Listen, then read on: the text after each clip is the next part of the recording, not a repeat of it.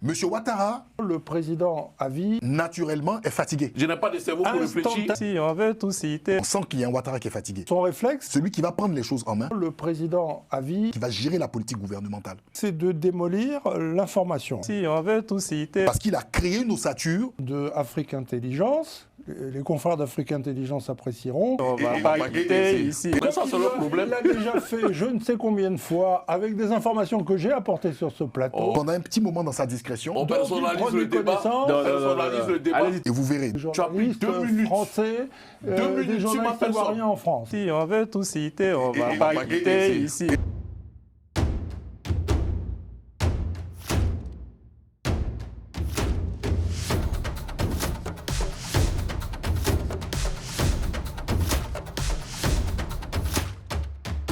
Bonsoir à tous, très heureux de vous retrouver pour ce nouveau numéro de la bande à Calais, numéro j'espère qui sera plus apaisé que le dernier. Bonsoir Président Jean-Paul Leroux. Bonsoir, Carly. Vous allez bien après ce Oui. combat Oh, du lundi. Pour moi, il a bien assisté. Ça m'a fait plaisir d'assister à cette bataille de Kirina. Et on retrouve Vincent. Bonsoir Vincent. Vous allez Bonsoir, bien? Carly. Vous étiez où ce lundi? Ce lundi, Vous écoutez mon plateau? ce lundi, j'étais en famille, mais j'ai pris plaisir en tout cas à suivre le débat et en tout cas bravo à tous ceux qui étaient présents sur le plateau. C'est une très belle émission en tout cas. Bonsoir. Non. Bonsoir Carly. Vous allez bien? Très bien, merci.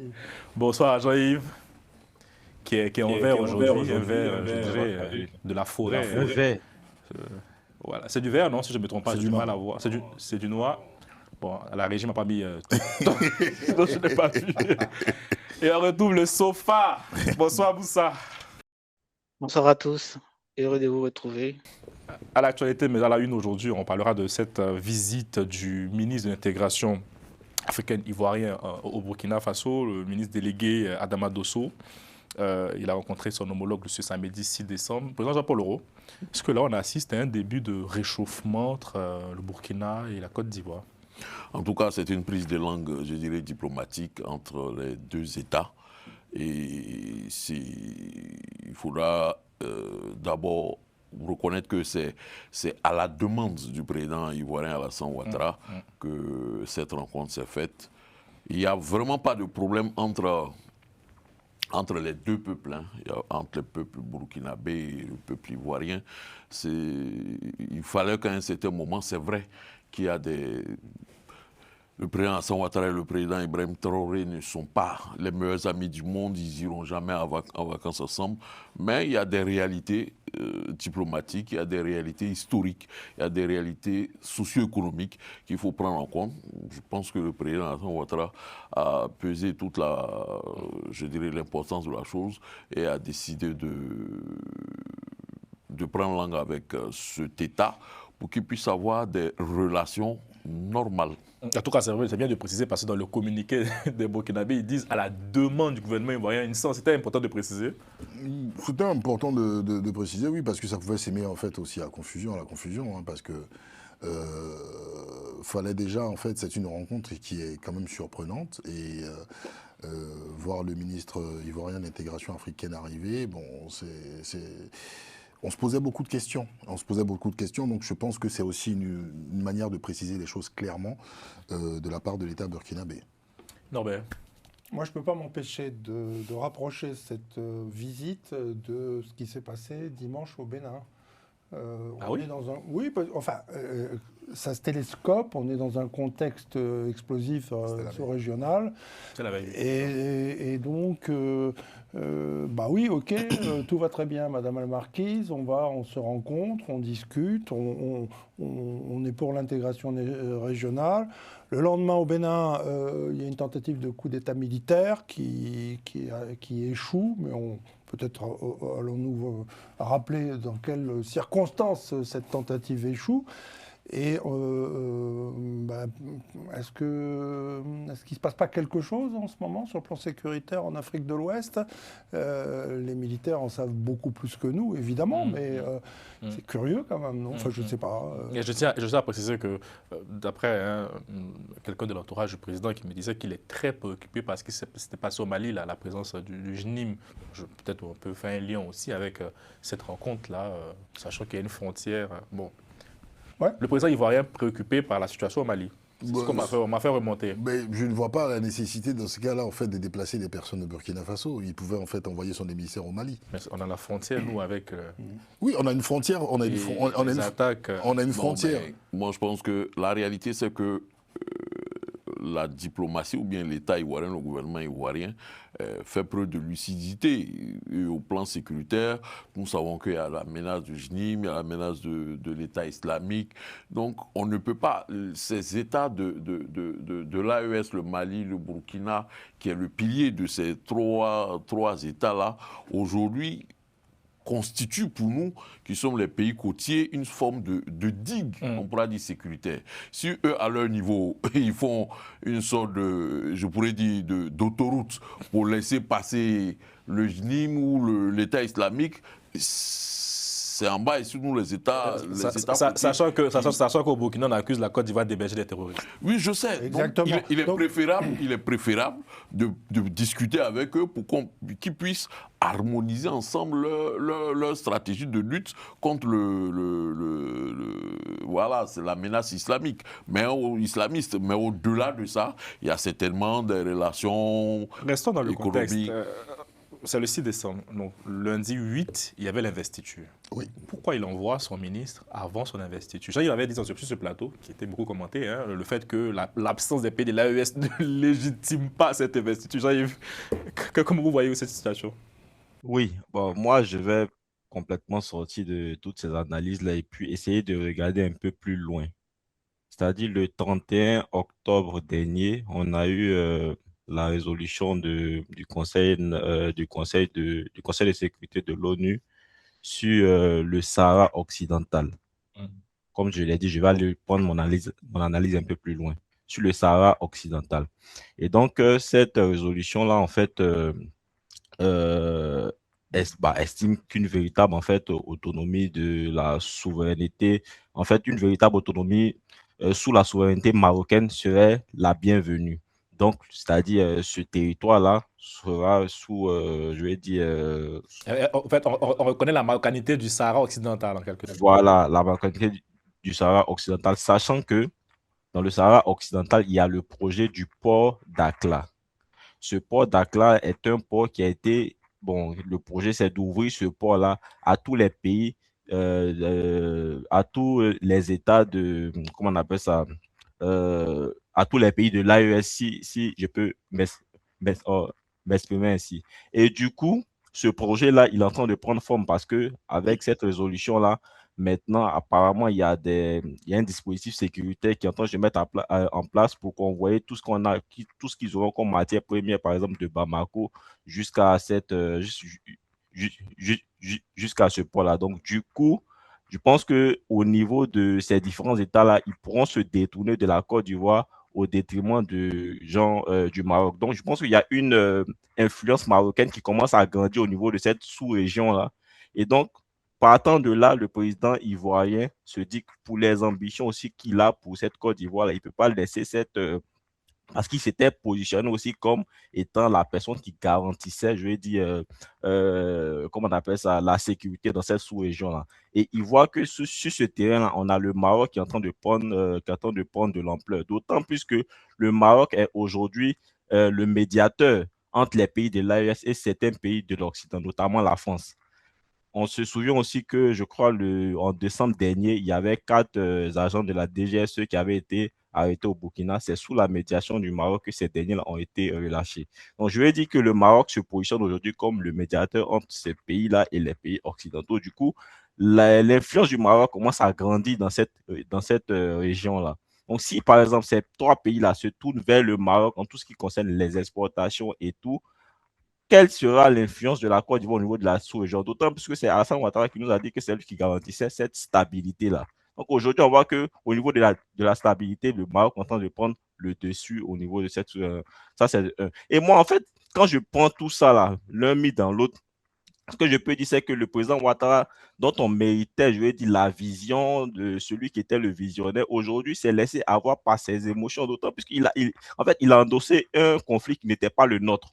c'est-à-dire ce conflit avec les pays de l'AES, il aurait pu s'en passer. Aujourd'hui, on voit que le Maroc est en de bons termes avec la France, il est en de bons termes aussi avec les pays de l'AES. Pourquoi on n'aurait pas pu avoir cette position-là et on a endossé un conflit qui ne nous regardait pas? Aujourd'hui, ces pays de l'AES pourront commencer, je vais dire, parce que le projet est en train de prendre forme, ils pourront se tourner aisément vers le Maroc. Et donc, le président Ouattara, voyant tout cela, se dit que il est en train de perdre son influence. La Côte d'Ivoire est en train de perdre quelque chose qu'on n'aurait pas dû perdre. Et donc, là, il est en train de renouer avec le terrain, il est en train de renouer avec ces pays de l'AES.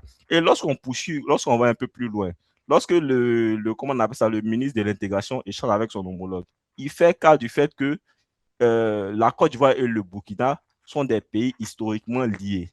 Et il rappelle encore au Burkina qu'on a près de 70 000 réfugiés burkinabés qui sont en Côte d'Ivoire. C'est une façon de leur dire que nous avons vos ressortissants chez nous, vous et nous sommes liés.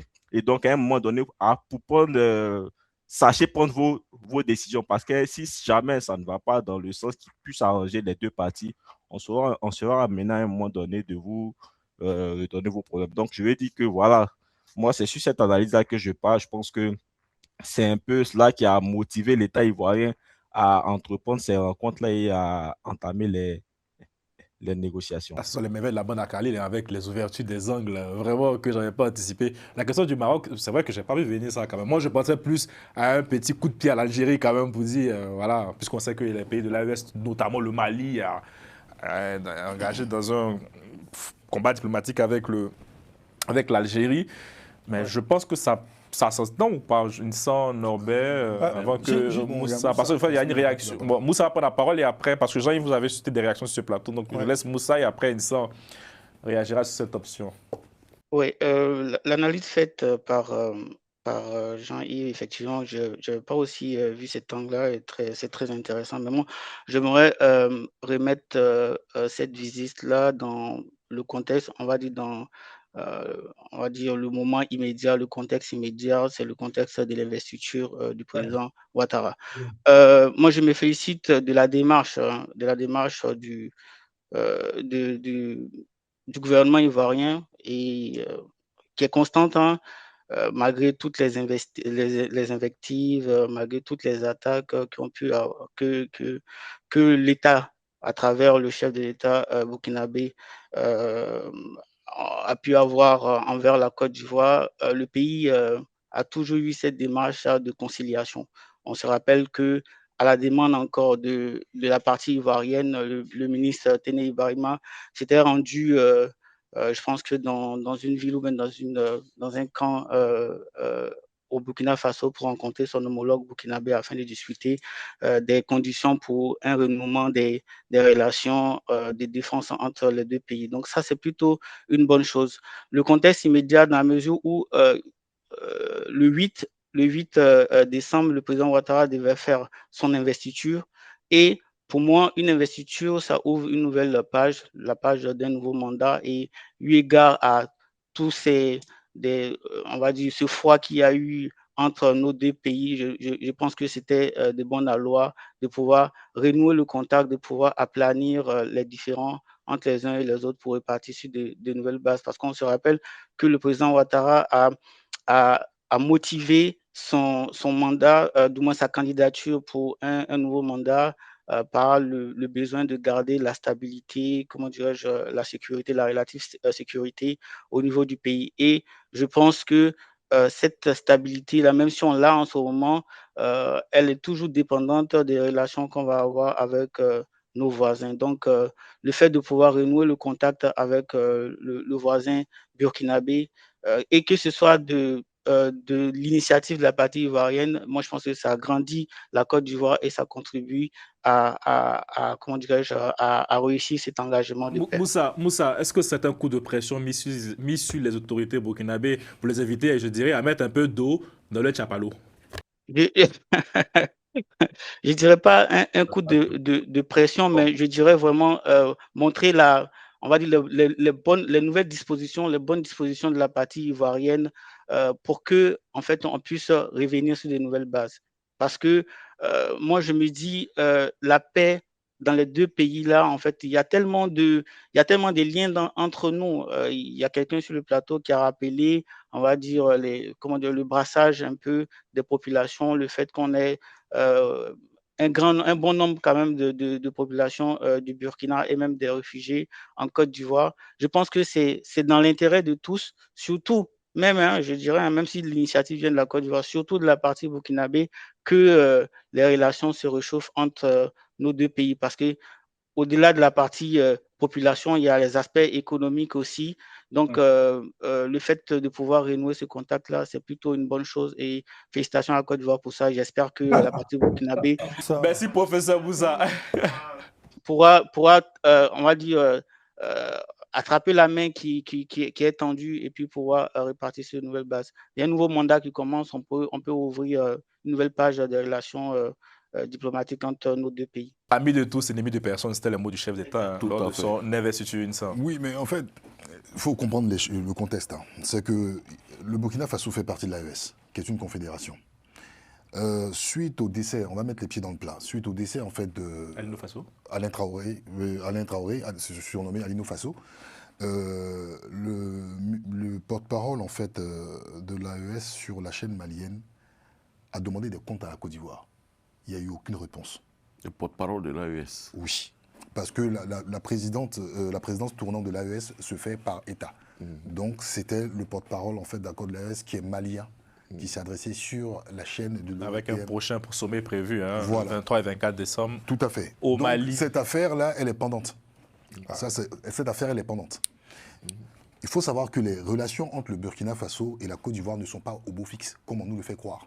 Nous ne sommes pas aujourd'hui dans une époque où les choses pouvaient être entre l'ex-chef d'État, l'ex-président Laurent Gbagbo et Blaise Compaoré. Ça n'a strictement rien à voir. Ouais. Aujourd'hui, c'est la fête de l'indépendance du Burkina Faso. Hier, le capitaine Ibrahim Traoré a adressé un message, juste après les événements du Bénin. Je vous invite à aller écouter son discours. Son discours, il est diamétralement opposé à M. Ouattara. Ils n'ont aucune vision qui les rapproche sur la vision, le plan économique, le plan politique. C'est une démarche, en fait, de la Côte d'Ivoire pour apaiser les choses. Parce qu'il y a des tensions qui ne sont pas forcément révélées. Le ministre qui part, d'accord, rencontrer le Burkina, sait que le Burkina est une menace pour la Côte d'Ivoire. Tant sur le plan politique, je le dis bien tant sur le plan politique, parce qu'il y a certaines personnes qui sont des opposants en Côte d'Ivoire, je vais citer le nom par exemple, M. Soro Kibafori Guillaume, dont on n'arrive pas à déterminer sa position, et il est dans l'AES. Même ce n'est pas nous qui le disons, ce sont les gens qui sont au pouvoir à Abidjan qui disent qu'il serait dans l'AES. Qu'est-ce que M. Ouattara peut faire? Peut-il tordre le bras d'Ibrahim Traoré? C'est impossible. Ça, je tiens à le dire clairement. Il cherche à le Pardon? Qu'est-ce qu'il cherche alors? Alors, mais quand c'est comme ça, vous êtes obligé de faire amende honorable vers les autorités burkinabées pour pacifier. Parce qu'il y a le différent par rapport à Alino Faso. Il ne faut pas oublier qu'en dehors d'Alino Faso, il y a 2 burkinabés qui sont enfermés en Côte d'Ivoire.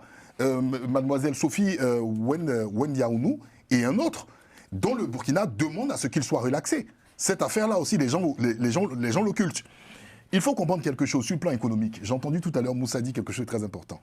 Le Burkina Faso vers la Côte d'Ivoire, qu'est-ce que le Burkina apporte économiquement à la Côte d'Ivoire?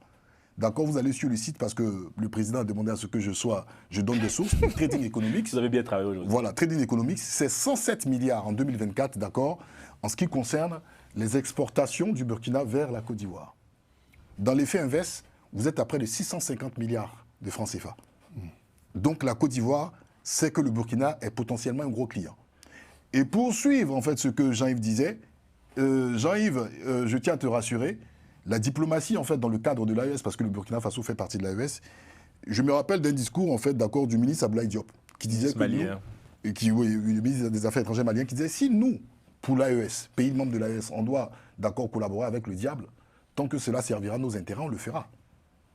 À un moment, les relations entre Alger et Bamako étaient au beau fixe. Aujourd'hui, ce n'est pas le cas. Ils savent très bien qu'il y a une tension historique, d'accord, entre le Maroc et l'Algérie. Ils jouent juste sur les faits, d'accord, des relations. Évoquer aujourd'hui, d'accord, le cas de la marocanisation, en fait, d'accord, du Sahara occidental, pour dire qu'il y a un port qui doit être réalisé, donc M. Ouattara, moi, je n'y crois absolument pas. Parce que déjà, dans la sous-région, au niveau de, aujourd'hui, le port de Lomé, qui n'a pas de commodités assez poussées technologiquement comme le port d'Abidjan, mais le port de Lomé aujourd'hui fait des chiffres d'affaires faramineux.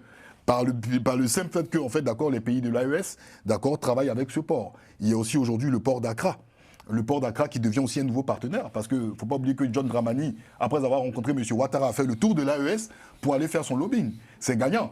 Donc aujourd'hui, il y a un aspect économique. Il y a le port de Cotonou qui était dans les viseurs aussi. Oh non, Cotonou, ils se sont éloignés.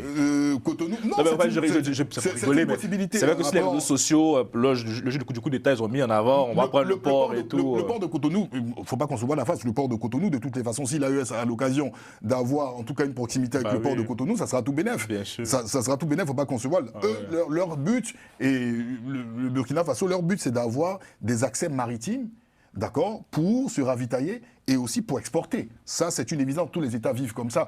Mais aujourd'hui, il faut savoir que le Burkina et la Côte d'Ivoire, c'est vrai, effectivement, il y a une histoire commune partagée entre les populations. Ça, personne ne peut le nier. Mais politiquement, parler d'un réchauffement entre Ibrahim Traoré et Alassane Dramane Ouattara, franchement, je n'y crois absolument pas. Rien ne les rapproche. Et moi, je vais être clair. Le fait, si le régime d'Alassane Ouattara tombe, ça sera tout bénéfice pour le Burkina.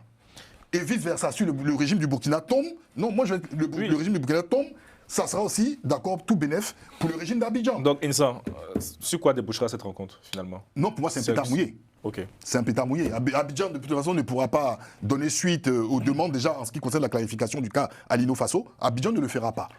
Je rappelle, pardon, rapidement, je rappelle qu'il ne faut pas seulement pointer le fait qu'en Côte d'Ivoire, il y ait, par exemple, le cas Alino Faso et qu'il y ait, par exemple, des personnes emprisonnées. Il ne faut pas oublier que, dernièrement, le cas d'emprisonnement le plus récent, ce sont les agents de la Dahara ivoirienne qui ont été, je ne dirais même pas arrêtés, kidnappés, enlevés et comment dirais-je, amenés en territoire burkinabé et ramenés à Ouagadougou. Donc, on va dire que ce n'est pas seulement la partie ivoirienne qui retient des personnes, il faut aussi évoquer la région. Moi, je ne suis pas en train de calculer le nombre de personnes, mais il y a une réalité, il y a des représailles. Merci de rappeler en fait d'événements par rapport aux agents de la DARA. Moi, j'ai assisté à ces éléments-là, mais aujourd'hui, effectivement, vice-versa, il y a des intimidations.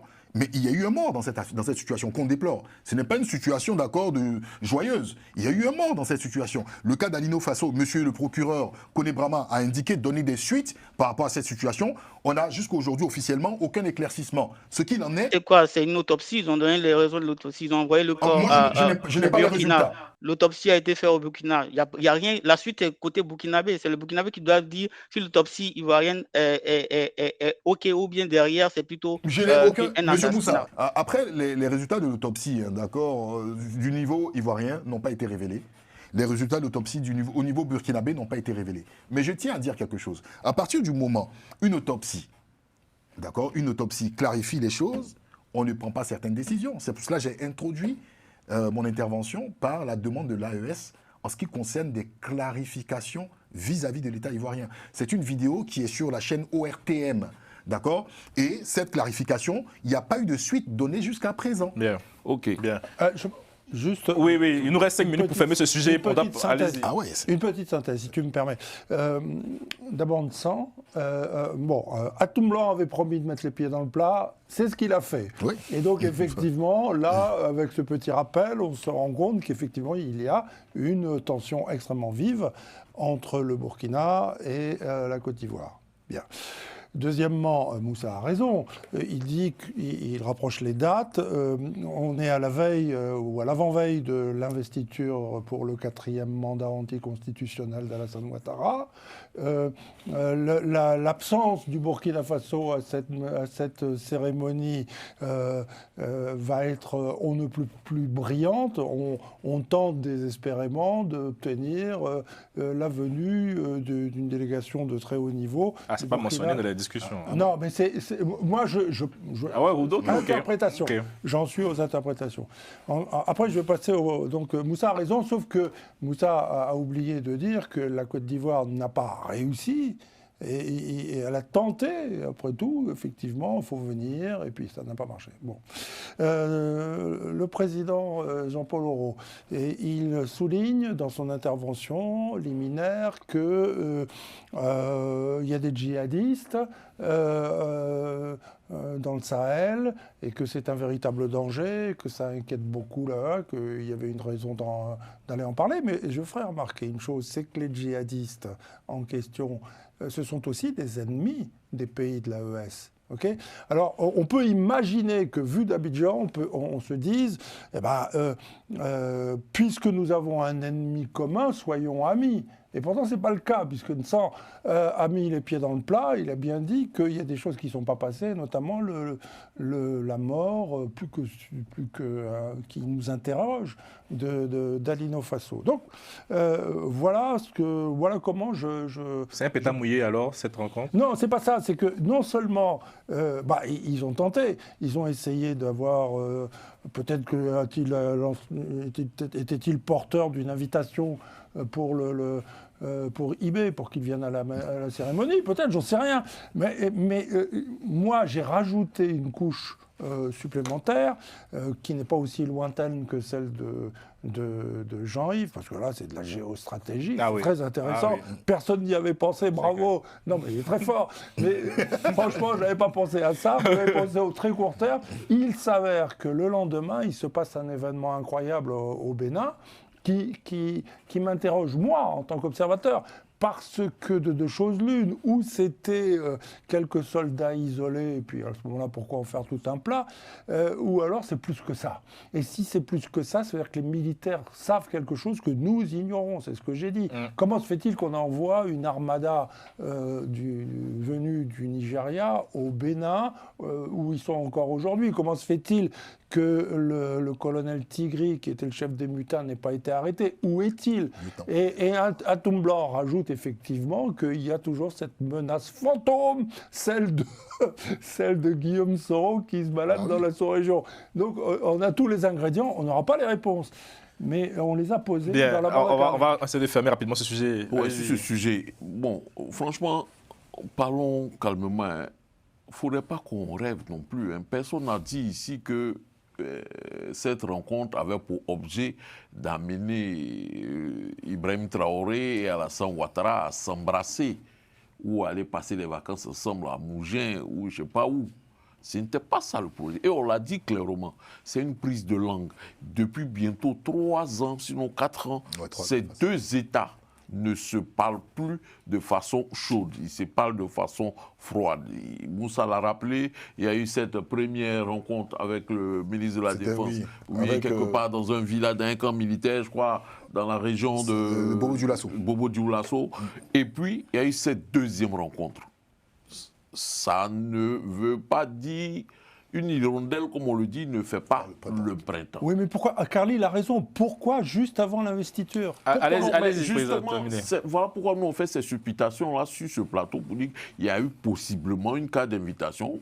Cela ne voulait pas dire que c'était Ibrahim Traoré qui était invité. Il pouvait envoyer son ministre, son premier ministre ou son ministre des Affaires étrangères. Ça pourrait être possible.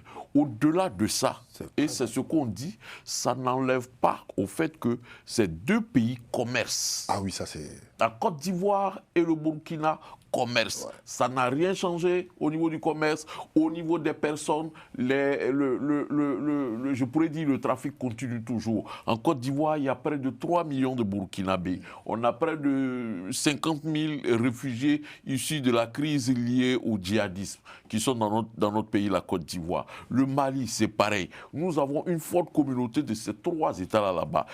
Il est de bon aloi que nous ayons des relations diplomatiques apaisées. Après l'investiture, ça pouvait attendre.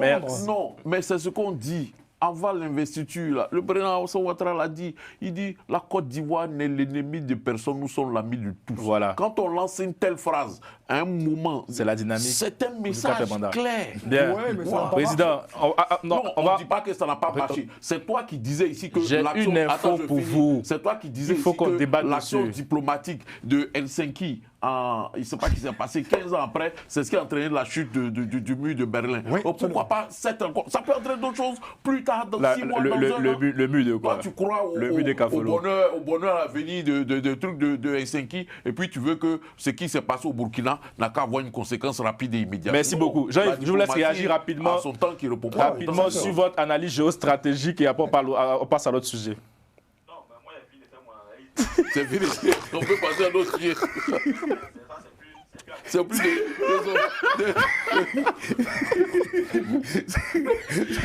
Bon, il a fait son analyse. Il va venir faire commentaire de son analyse. À suivre sur géopolitis.fr. Revenons, messieurs. On devait parler du remaniement sécuritaire du président Ouattara. C'était le sujet que je vous envoyais. Mais je vais vous surprendre. Parce que ce matin, encore, Africa Intelligence sort une info. Ça, par contre, je n'ai pas vu venir ça. On nous annonce que le ministre de la Défense, que nous pensions qu'il allait atterrir au Perchoir, est pressenti, tenez-vous bien, pour succéder à Begré Mwembe à la primature. Oui, c'est pas sûr. Et que M. Bictogo aurait fait ses preuves, donc il garderait son poste, et M. Begré Mwembe accédera à la vice-présidence. Oui. C'est-à-dire qu'on aura un président qui aura son petit frère à la primature. Président Jean-Paul Laurent, réaction. Bon, ça c'est une piste sérieuse à votre avis?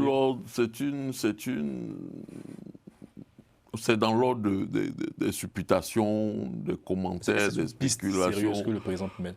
Toutes les pistes actuellement sont sérieuses, toutes les pistes sont à exploiter. Mais personnellement, j'avoue que je ne partage pas cette piste-là. Je ne souhaiterais pas qu'à la tête de la Côte d'Ivoire s'installe une dynastie Ouattara. Non, mais le Premier ministre. Regardez ce qu'il dit. Il dit le chef d'État souhaite un contrôle accru de l'action gouvernementale et considère que cette fonction offrira à son frère le meilleur tremplin pour s'imposer comme pilier du régime dans ce nouveau quinquennat. Mais quand c'est comme ça, c'est une dynastie qui est en train de s'installer. C'est-à-dire, à partir de ce moment, on permet au petit frère d'être le patron peut-être déjà, il a déjà ses hommes dans l'armée, d'être le patron de l'administration, d'être le patron des finances et certainement aussi d'être le patron de la sécurité de l'État de Côte d'Ivoire. Oui. Quand on est à ce niveau-là, on se prépare à diriger le pays. Rappelons-nous, en 1990, quand Félix Houphouët-Boigny nous envoie à Alassane Ouattara, que personne, aucun Ivoirien ne connaît. En dehors des milieux d'affaires et autres, on savait que c'était le gouverneur de la BCAO.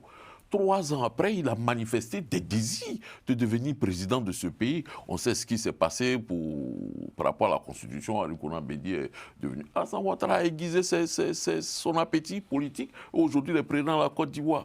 Qui va être un premier ministre dans ce pays-là et qui ne va pas s'imaginer si là, je lui permets d'être président de la Côte d'Ivoire? Moi, je suis convaincu que si cette piste que Africa Intelligence nous présente savait être la bonne, pour moi, je le dis, je ne partage pas cela. Je ne veux pas qu'à la tête de la Côte d'Ivoire s'installe la dynastie Ouattara. En tout cas, quand on pense à la question de l'alternance au sens propre du terme. Moi, j'étais quand même surpris, parce qu'encore une fois de plus, quand on échange avec son entourage, ils nous disent que c'est vraiment pas dans la logique du président d'avoir cette architecture-là. Bon, c'est pour ça que j'ai voulu qu'on en parle, parce que... J'ai bien envie de te demander quelle logique du président tu as pu déterminer depuis on est là. C'est-à-dire, il nous a toujours envoyé à gauche pendant que lui-même, il est à droite. Lorsqu'il est à droite, il nous envoie à gauche. Donc, il n'y a aucune logique. Tu ne veux pas suivre la logique du président Ouattara. Ça, c'est une chose qui est claire. Et pour faire rapidement, désolé, je vais faire rapidement mon analyse là-dessus. Mais président, la dernière fois, le président l'a même dit. Il dit, peut-être la personne qui est pressentie n'est pas encore prête.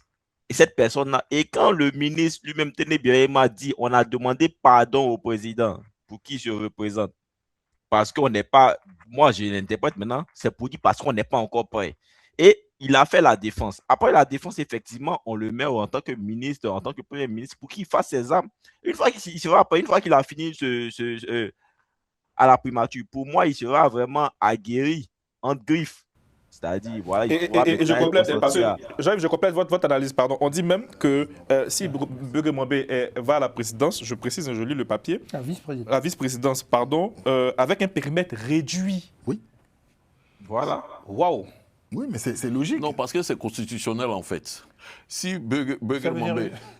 C'est quoi? C'est pour inaugurer Je les t'explique. chrysanthèmes comme sous la quatrième? Je t'explique. Ce n'est pas ça, ce n'est pas, c'est constitutionnel. Si d'aventure, On est journaliste. Hein. Quand Oui, tu oui. vas avec un périmètre réduit, c'est un sens. oui, c'est ça. C'est-à-dire que dans le mandat actuel du président Alassane Ouattara, si d'ici 2030, entre d'ici 2025 et 2030, quelque chose lui arrivait et qui s'absentait durablement, le vice-président deviendrait président de la République. Mais quand il devient président de la République, la Constitution ne l'autorise pas à changer de gouvernement. C'est-à-dire, il ne peut pas nommer de gouvernement. Dans l'état actuel de la Constitution, il ne peut pas nommer le gouvernement, c'est-à-dire changer de premier Il a ministre. su l'intérim. Il peut pas, il a su juste l'intérim. Oui, oui. Il ne peut pas nommer le gouvernement, il ne peut pas nommer le vice-président à son tour. Parce que dans la Constitution, celui qui nomme un vice-président, c'est le président élu. Birger Mwambe, si d'aventure celui qui devient vice-président, ne pourra pas nommer de... Constituer un gouvernement. Voilà, il ne pourra pas constituer un C'est gouvernement. pour ça qu'on parle de Donc, périmètre réduit. Justement, parce que... non, je pense pas. Mais justement, puisqu'il ne peut rien faire. Je pense pas. Il n'a non, pas la part. Je pense pas. Constitutionnellement, il ne peut pas nommer le gouvernement. Oui, mais donc le je Je périmètre pense est déjà pas. réduit. Oui, mais non, mais pourquoi C'est de ça que je parle. Non, c'est En pas, fait- président, c'est pas une en palissade. Pour moi, J'ai non. dit la Constitution. Bon, après- Mais ne on est l'autorise président, pas. je sais, mais quand un journaliste fait son papier et qui précise que Birger Mwambe sera à la présidence avec un périmètre réduit et qu'on nous parle d'un Birahima à la primature, Mais- donc logiquement, c'est pour dire qu'au-delà même de ses fonctions Actuellement, non. primo-ministérielles, Non. il aura Ce aussi papier même- peut-être... ce papier même porte lui-même, laisse-moi, porte en lui-même des difficultés.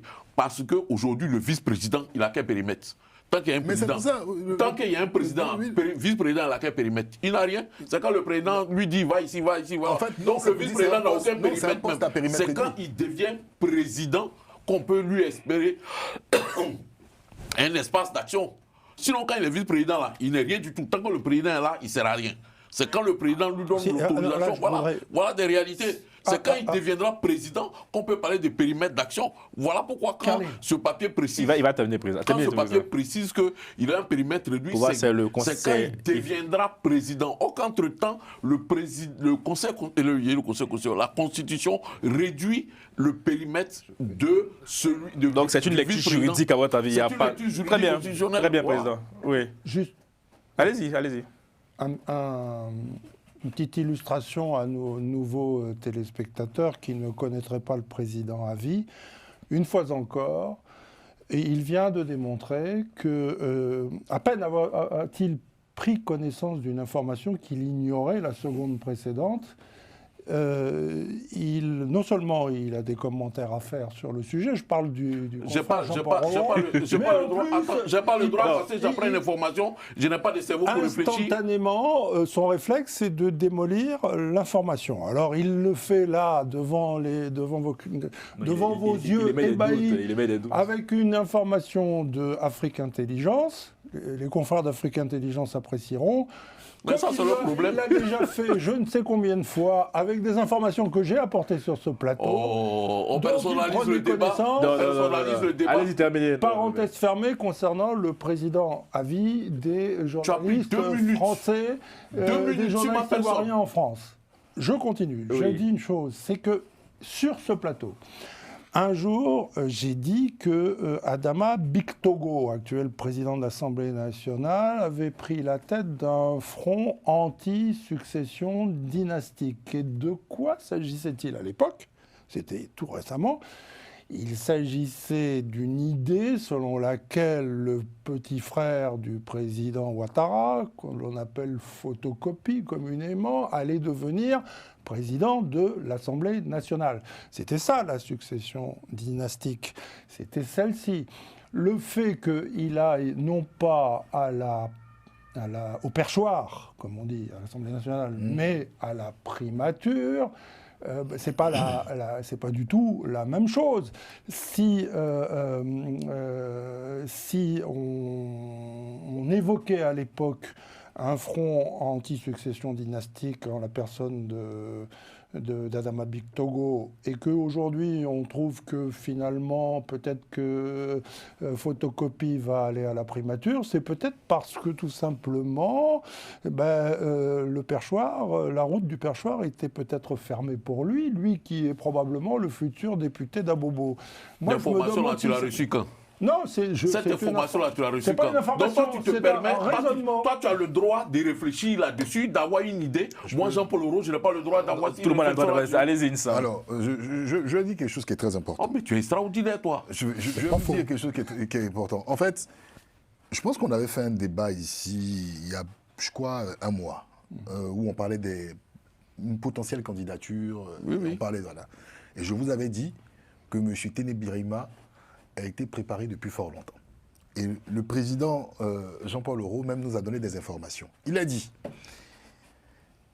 c'est vrai qu'il a fait ses preuves dans la défense, mais avant, où était-il? Il s'occupait des affaires présidentielles.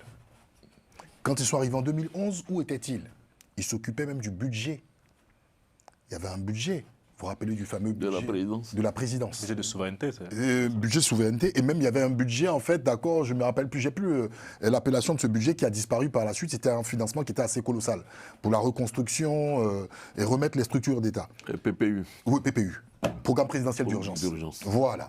Donc, on voit que ce monsieur, que beaucoup de personnes sont surpris de le dire. Est-ce que c'est lui qui a géré le PPU? C'est pas le ministre Amadou Gon à l'époque? On va fact-checker après. Oui, on va fact-checker. Mais il était effectivement cité aussi dans cette gestion du PPU. Parce qu'après, je crois que même des organisations internationales avaient même tiré sur la sonnette d'alarme par rapport au PPU. Donc, affaires présidentielles, volet économique et la défense. Donc, c'est un monsieur... Ouais. Oui. Et il a fait ses preuves dans un moment précis. Parce que le sujet que nous avions abordé tout à l'heure, était un sujet lié à la sécurité. C'était ça le deuxième sujet en principe. Monsieur Ouattara, lors de son allocution pour sa candidature, disait qu'il avait 3 priorités. Priorité sécuritaire, qui justifiait sa candidature, monétaire et un autre volet que j'oublie. Mais sécuritaire et monétaire. Il y a, je crois, de cela 2-3 jours, monsieur Téné Birima Ouattara s'adressait aux sénateurs, où il disait redoubler, d'accord, d'efforts en ce qui concerne la stabilité en termes de défense et l'équipement de l'État de Côte d'Ivoire de telle sorte que l'État de Côte d'Ivoire soit inattaquable dans cette zone. Le besoin du moment est un besoin de stabilité. Tout le monde parle de stabilité. Même Mme Yael Brown-Pivet à Abidjan, elle a, lors d'une interview, parlé de stabilité régionale. Ce sont des enjeux importants. Et je pense que M. Ouattara, naturellement, est fatigué. On l'a aperçu lors de son discours. On sent qu'il y a un Ouattara qui est fatigué. Celui qui va prendre les choses en main, c'est M. Téné Birima Ouattara qui va gérer la politique gouvernementale. Il va gérer la politique gouvernementale et il a un droit de contrôle parce qu'il a créé une ossature pendant un petit moment dans sa discrétion et vous verrez. Donc, il est préparé. Moi, je suis convaincu que M. Téné Birima Ouattara est préparé et je pense que ces 5 ans que M. Ouattara va faire, M. Téné Birima Ouattara sera celui qui sera plus en avant pour la gestion, d'accord, des affaires de l'État. Contrôle accru de l'action gouvernementale. C'est quoi le temps de dire? Bon, moi qui n'ai pas le droit de réfléchir lorsque j'apprends une information, non, moi je sors du salon. On parle tous même sur une hypothèse. Hein, c'est pas sans fixer. Non, mais je pense que M. Norbert Navarro, je vais le vous voir sur ce coup, parce que en fait, il méprise mon intelligence et je déteste cela. Le jour où je te préviens, le jour où il fait ta sauce ici, là, tu vas pas croire. Parce que lui, il a le droit d'opérer une réflexion sur une information. Revenons sur le sujet. Non, parce qu'il a pris 2 minutes pour s'attaquer à moi. Ne refais plus ça. Okay. Pour finir, pour dire ce que j'ai dit, c'est ce que, en d'autres termes, Atomblanc vient de dire. Le monsieur, là, ce que Jean-Yves a dit, et c'est ce que j'ai dit la dernière fois.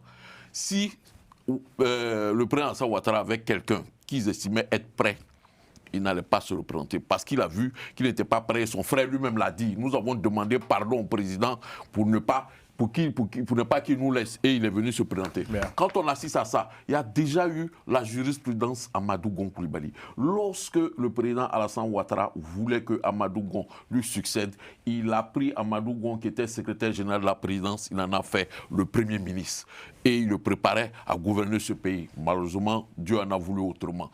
Aujourd'hui, en prenant, si cette thèse ou cette hypothèse est vérifiée, en mettant son petit frère à la tête du gouvernement ivoirien, il est en train de le préparer à diriger ce pays. C'est ce que, vraisemblablement, tout ce qui se pose est là. Maintenant, moi, je dis, mon avis, c'est que je n'aimerais pas voir à la tête de mon pays s'installer une dynastie. Bien.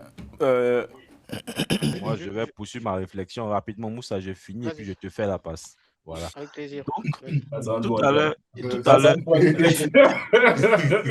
à l'heure, on parlait. Puis, en fait, le président, moi, ce que le président disait tout à l'heure, je ne sais pas pourquoi on veut faire de ça un problème. Parce que c'est que le président a dit tout à l'heure, effectivement, si jamais le président n'est plus en capacité de pouvoir diriger, ça sera son vice-président, mais avec comment on appelle ça, avec un périmètre réduit. Si le périmètre est réduit, comme le président l'a dit tout à l'heure, là, il ne pourra pas faire de remaniement ministériel. Du coup, le Premier ministre, là, moi, je pense que ça sera le Premier ministre qui sera considéré comme le président, en fait. Donc, il pourra gouverner durant toute cette mandature et puis asseoir son autorité. Donc, moi, je pense que c'est un plan qui est bien tracé. Mais j'aime bien le président Ouattara. J'aime bien le président Ouattara parce que le président Ouattara aussi, c'est quelqu'un, lorsqu'on le voit venir, il change de position. Donc, on avait parlé du Péchois où il voulait installer Téné Brahima. Il a changé de stratégie. Aujourd'hui encore, nous allons mettre l'accent sur cette histoire de primature là et on espère qu'il va changer. Ben, je vous ai dit que c'est l'émission préférée du chef d'État, ce qui paraît. Mais attendez, Moussa. non, parce que Non, ben, il faut laisser Moussa parler. Moussa ici. Oui, pardon, Moussa, mais juste le PM. Oui, le Premier ministre Grémambé, si on me demandait, moi, de faire un commentaire sur ce qu'il a fait pendant son passage à la primature, je serais bien embarrassé. La prière. Il n'a rien fait. Mais c'est pas de lui, Deuxièmement, il s'agit. il a eu son poste grâce à non pas un match de football, mais un stade de football. C'est comme ça qu'il a eu son poste. Et donc, qu'est-ce que c'est que la Il ne primature? s'agit pas d'allumer ici. Non, mais il ne s'agit pas d'allumer ici. Moussa, allez-y. De féliciter Beré-Mambé. Je suis désolé, Norbert, M. Beré-Mambé, je pense qu'il a mérité son poste. Il est Premier ministre d'un pays assez important de l'espace ouest africain. Donc, je pense qu'il mérite un peu plus de considération. Moi, je vais plutôt prendre les aspects, parce que l'aspect politique, effectivement, vous avez assez commenté. Moi, je vais plus aller sur la partie défense et sécurité de ce probable changement. Parce que il faut dire que c'est depuis Ahmed Bakayoko, je pense que M. Téné Birahima est devenu ministre de la Défense. Et pour moi, le fait qu'il bouge de cette position-là, pour moi, c'est vraiment un chamboulement quand même sur l'ossature, on va dire, défense et sécurité au niveau du pays. Parce que, en tout cas, comme l'a dit Jean-Yves, peut-être qu'on n'arrive pas à lire vraiment, à anticiper les décisions du chef de l'État, du président de la République, Ouattara, mais ce dont, en tout cas moi, pour le peu que j'ai pu voir, ce dont je peux être plutôt sûr par rapport à ces critères de décision, c'est vraiment la confiance et de la fidélité. Et sur ces postes aussi importants tels que le poste de la sécurité et de la défense, vous pourrez le voir, hormis Donvaï au début, là, presque toutes les personnes qui sont passées par là sont des personnes vraiment qui sont très proches de lui ou bien qui ont été avec lui depuis un bon moment. Si vous prenez le ministre Vagondo, vous vous rappelez qui c'était son aide de camp ou je ne sais plus lorsqu'il était, ou bien son garde du corps lorsqu'il était Premier ministre, et son frère aujourd'hui qui va quitter la défense. Moi, je me pose la question de la personne qui va prendre le relais et on va dire le poids de cette personne-là pour garder cette armée-là aussi, on va dire, homogène, aussi rassurante telle qu'elle est aujourd'hui. Parce que l'enjeu de ce mandat, lui, il l'a dit, c'est l'enjeu sécuritaire, l'enjeu de défense. Et à cette place-là, à cette fonction de ministre de la Défense, là, il va falloir choisir quelqu'un de vraiment respecté ou même de confiance. Et moi, quand je regarde dans l'escarcelle du président, je n'arrive pas à voir. Donc, je me pose la question de est-ce que cette information, même si elle est avérée, est-ce que ça va pouvoir se faire dans l'immédiat en tout cas? Voilà.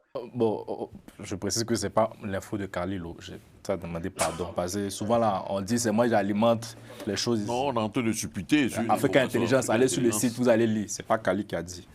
Non, Oui, j'ai jamais dit. Attends, attention. Non, c'est pas toi que j'attaque. Je dis juste parce qu'il y a des gens qui ne poussent pas la réflexion. Pour rebondir en fait par rapport à la question posée par Moussa en ce qui concerne en fait d'accord un potentiel successeur au ministère de la Défense, on rejoint en fait le thème qu'on devait aborder. En ce qui concerne d'accord en fait le potentiel remplacement des des cabinets, non aussi. Oui, Monsieur Malan, Monsieur Malan, Jean-Luc Malan, si je ne m'abuse, mais non pas dans l'article, ils n'ont pas évoqué son successeur, mais sur les hauts commandements, par exemple, au niveau, voilà, au niveau de la gendarmerie, des potentiels remplaçants. Voilà, on a parlé de Bassanté, du général Bassanté et puis du général Yeo. Ce sont des profils, en fait, quand vous regarderez, ce sont des hommes qui ont fait leurs preuves, mais c'est des profils qui sont diamétralement opposés en un style assez bureaucratique en ce qui concerne le général Yeo, qui est le commandant d'une section antiterroriste. Croate. Oui, la Croate, et qui aussi actuellement soutient sa thèse sur un doctorat lié à la science politique et la lutte contre le terrorisme. Une fois n'est pas coutume, je veux compléter, mais on a quand même des généraux qui sont un peu à l'école. Hein, je tiens vraiment moi à saluer ce plateau. Sa thèse en sciences politiques. Non, mais je parle le contraire, mais bon, une fois n'est pas coutume, il faut. On a le général Bassanté, le général Bassanté qui était celui même déjà depuis les événements de 2002 en Côte d'Ivoire, qui était à Bouaké, qui a eu une sacrée réputation en ce qui concerne le maintien de son camp. C'était l'un des seuls commandants, mais qui était le patron de l'UEGN. L'UEGN, en fait, une unité en fait d'intervention de la gendarmerie nationale, qui lui aussi aujourd'hui a fait ses preuves. Il a fait ses preuves auprès de M. Téné Birahima Ouattara. On a Lassina Doumbia qui va rester, qui était l'ancien patron des forces spéciales aujourd'hui, qui est le chef d'état-major, qui potentiellement restera lui quelques mois, le temps de trouver en fait un remplaçant. Vous pensez qu'ils vont le remplacer? Oui, dans l'article c'est marqué qu'il restera quelques mois pour l'instant. Ils ont précisé quelques mois. Peut-être qu'il restera ou il restera pas, on ne sait pas. Mais on a un renouvellement du vivier, d'accord, de ces anciens là, en passant par Apallo Alexandre Touré. Pourquoi c'est nécessaire de changer, pas vraiment? Apallo, ça se comprend, il va à la retraite, mais pourquoi Lassina Doumbia? Lassina Doumbia aussi, il a un certain âge, même s'il ne tend pas vers la retraite, il peut aussi occuper un poste de haute fonctionnalité, même au sein même d'accord du ministère de la Défense, d'accord, pour peut-être redynamiser le statut militaire. Mais on voit aujourd'hui qu'il y a du dynamisme. Et ce dynamisme-là est le fait, en fait, d'accord, de la patte de M. Téné Birahima Ouattara. Parce que ces gens qui sont là, quand vous observez leur cursus, pendant, en fait, d'accord, la gestion de M. Ouattara, même sous la gestion de M. Ouattara, il y a pas mal, en fait, d'accord, de formations, d'unités qui ont été mises en place. Donc, on peut potentiellement, lié à cet article d'Africa Intelligence, voir qu'il y a du mouvement. Maintenant, on ne peut pas, ce sont des hypothèses. Ça serait un mandat très sécuritaire. D'où son intervention au Sénat. Et ça pourra aussi nous expliquer qu'il y a un repositionnement des hommes de confiance. Il y a une lecture, il y a une vision selon M. Téné Birahima Ouattara qui est en train de reconstruire l'architecture militaire. Nous, on ne fera que juste analyser. Je peux terminer avec une question, pardon, mais Pathé Kachi, finalement, il devient quoi dans l'histoire? Demandez au président. C'est une bonne question. Je pense qu'il faut qu'on fasse. Il faut lancer un appel. Il sera zopé. Un appel à disparition, c'est ça? Bon, je crois il peut être dans le gouvernement aussi. Hein. On ne sait jamais. Il peut être aussi un potentiel Premier ministre. Revenir en quoi nouveau? Qu'est-ce qu'on en sait? C'est notre ami, qui est candidat à Gagnoua. Place au perchoir. Qu'on avait reçu ici. Qui a proposé l'idée de Kabagnalé, que je ne trouvais pas assez intéressante aussi. Hein, non, discrète, assez discrète, mais je peux vous dire que c'est une personne de confiance. Franck Dédy qui a proposé. Moi, je trouvais que c'était pas mal quand même comme profil. Un profil assez Christine Lagarde. Une femme qui bosse. Moi, je le vois dans un profil. Je pense que si le choix de Birahima se confirme, on est vraiment sur un mandat très sécuritaire. Voilà, ça permet d'ailleurs, exactement, ça permet de boucler la boucle de cette émission. Le début, la fin va rejoindre le début. Mais ça veut dire quoi? Ça veut dire que l'AES, à ce moment-là, est clairement perçue comme une sorte de menace fantôme depuis Abidjan. Et non, mais attendez, on profite effectivement du départ à la retraite de 2 généraux, peut-être 3, je ne sais plus. On fait des remplacements. Bon, ça c'est la routine.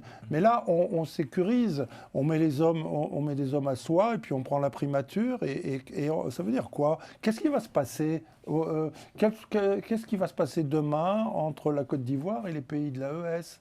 Qu'est-ce qui va se passer? Je me pose vraiment la question depuis dimanche dernier, depuis que j'ai vu ce mystère militaire se déployer sous nos yeux au Bénin. Je ne comprends pas, j'aimerais bien comprendre. Depuis Port-Boué, c'est ça? Depuis Port-Boué. Mais c'est intéressant, il y a des forces françaises, des forces spéciales françaises qui se sont rendues effectivement on a au appris Bénin. la présence de forces spéciales françaises à Port-Boué. Pourtant, oui, c'est vrai, par vos confrères de Radio France Internationale. je confirme. Moi, je vais c'est finir. assez paradoxal. Moi, je vais venir sur cette question. Donc, je vais commencer Jacqueline, d'abord Port-Boué. par la question. Franchement, on n'a pas. Moi, les choses se confirment de plus en plus. Quand la dernière fois, on a parlé du budget, on a vu la part qui était accordée Au ministère de l'Intérieur et de la Défense. à la sécurité. C'est le plus élevé. C'est le plus élevé, Oui. je crois. Ça fait même Plus de, bon, si on compte les deux. 1800 milliards. Si on compte les deux. Si on compte les deux. Oui. Donc cela veut dire que déjà même ce qui était proche du ministère du budget de l'éducation. L'éducation, ouais, c'était 1500, 1500. Non, 1500 pour l'éducation, mais les deux, la sécurité et la défense, Oui, sont à si, peu près non. 1800. Sécurité et puis défense, ça tourne autour de. Parce que sécurité 1500 et puis intérieure, 900, voilà, 900 et l'intérieur. puis 500, combien là? Donc ça fait 1500 et quelques, ouais. Et puis 1800 au niveau 1400, de hein, l'éducation. 9 plus 5, Donc ça veut dire que 1400. déjà par cette orientation, bien par cette dotation au niveau de la peut sécurité, déjà- on peut imaginer que le gouvernement prenait une option hyper sécuritaire concernant sa gestion. Pour dire que sur la question de l'AES, il faut qu'on arrive, il faut sortir de tes fantasmes. L'AES, Je croyais que vous Il voyez. n'est pas 23 heures, président. Il n'est pas 23 heures, il n'est pas 23 heures. non, quand il était au pouvoir, c'est en colère. La colère est passée. Le gouvernement est de rigueur sur ce plateau désormais. Mon cœur est tellement plein d'amour que je n'ai pas l'occasion. Oh là là. Je n'ai pas de. Je suis désolé, mon grand, je suis pris ce soir. de trucs. De fantasmes, de cœur. C'est chez vous ici. C'est pas la bonne chaîne, c'est pas la bonne chaîne, attention, monsieur. Non, C'est pas la bonne Bon, chaîne. je vais finir. Oui. Allez, Sur la allez, question terminé. de l'orientation sécuritaire. Sortons de ce fantasme de l'AES. L'AES n'est pas une menace pour la Côte d'Ivoire. Ce sont des partenaires. L'AES, c'est une association des Association, États qui estime qu'ils ont des intérêts en commun. Ils ne se sont pas mis ensemble pour attaquer quelques pays que ce soit. Sortons de cela. Et ne mélangeons pas. J'ai pas dit pour la Côte d'Ivoire. J'ai dit pour la Côte d'Ivoire et peut-être aussi pour la France. C'est une vision que je porte qui ne concerne Revenons pas seulement la Côte en Côte d'Ivoire. Pour finir, il y a une menace aujourd'hui dans notre sous-région. C'est la menace djihadiste. N'importe quel pays sérieux au monde prendrait ses dispositions pour se protéger de cette menace qui est, je dirais, asymétrique. Parce que AES, là, les gens, là, les AES, les djihadistes, là, quand ils viennent, là, ils rentrent dans un village, dans ceci, c'est pas une troupe qui est installée quelque part qu'on va attaquer. C'est les gens, ils s'intègrent dans la société et puis du jour au lendemain, ils peuvent nous attaquer à n'importe quel moment de la vie de notre société, de notre civilisation. Il y a cet aspect. Et puis, la Côte d'Ivoire qui prend langue avec le Burkina. Quoi de plus normal? Merci, président. C'est le Quoi de plus normal? C'était le premier sujet. Non, on pour va dire pas- que toute ouais. cette dimension C'est sécuritaire, lié à la nomination potentielle Tout ça, là. de Birima. tout ça là, veut dire que la Côte d'Ivoire, là, et comme je l'ai dit, la Côte d'Ivoire, là, on a intérêt à prendre soin de notre territoire.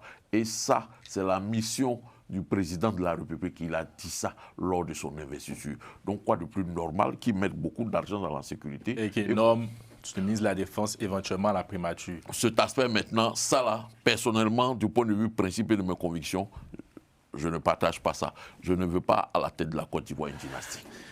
Merci beaucoup, monsieur. Je vous laisse une minute pour faire des dédicaces. Il n'y a pas. Ceux qui sont en duplex, ils vont faire les dédicaces d'abord. Dédicaces.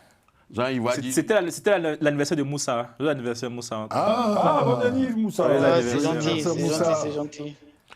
Merci, Merci Merci pour le champagne, hein, Moussa. C'est arabe. Merci pour la dédicace. C'est arabe, c'est c'est gentil. arabe, il boit pas de champagne. Bon, il n'y a pas de dédicaces aujourd'hui. Bon, ok. Moi, je salue ma grande sœur Christelle. Sinon, bon, voilà. Ah bon, Qui est mariée, s'il vous plaît, calmez-vous parce que Ah je bon. vous ai vu venir là. alors. Merci beaucoup. Bon, Vincent. Non, moi je salue tous les téléspectateurs voilà, tous les Salut, téléspectateurs. c'est là. Bon, moi, je profite pour saluer toutes les groupies de mon jeune frère le fan club, l'association des fans d'Atom Blanc, l'AFA. L'association des fans d'Atom Blanc, l'AFA. Romaric Dessanti. Il y a qui encore? Il y a beaucoup de monde. Il y a beaucoup de monde, vraiment, on ne peut pas tout citer. Ouais. Si on veut tout citer, on ne va pas quitter ici. Bonne soirée à vous.